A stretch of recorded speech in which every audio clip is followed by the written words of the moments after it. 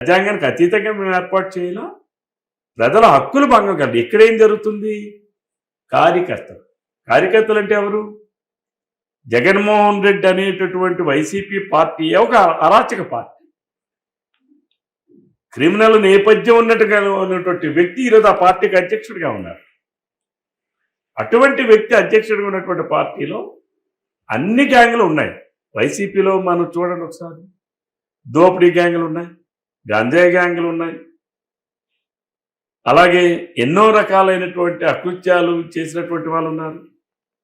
ఆ గ్యాంగులన్నీ కూడా ఈరోజు వాళ్ళ కష్టాలంటే వైసీపీ పార్టీలో ఉన్నటువంటి కార్యకర్తల వలన ప్రజలకు కలిగినటువంటి కష్టాలు. అంటే అదే చెప్తున్నాను. అంటే నేను ఇందాక చెప్పాను మీకు, ఏదైతే జగన్మోహన్ రెడ్డి గారి పార్టీ ఏదైతే రెడ్ బుక్ ఆయన డిజిటల్ బుక్ అన్నాడో, ఆ డిజిటల్ బుక్లో ఎవరు వాళ్ళ కార్యకర్తల వలన జరిగినటువంటి నష్టం, లేదు వాళ్ళ నాయకుల వలన జరిగినటువంటి నష్టం, ఈరోజు వాళ్ళ కార్యకర్తలే విడుదల రజని మాజీ మంత్రి గారి వల్ల మాకు ఈ నష్టం జరిగింది అని చెప్పి ఆ డిజిటల్ బుక్లో ఫిర్యాదు చేశారు.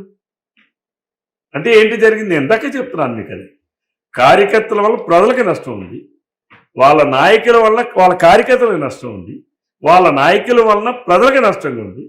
వాళ్ళే ఈరోజు డిజిటల్ బుక్లో ఎవరైనా సరే నమోదు చేస్తారు. మరి దాని మీద జగన్మోహన్ రెడ్డి గారు ఏం స్పందిస్తాడో చూడాలి.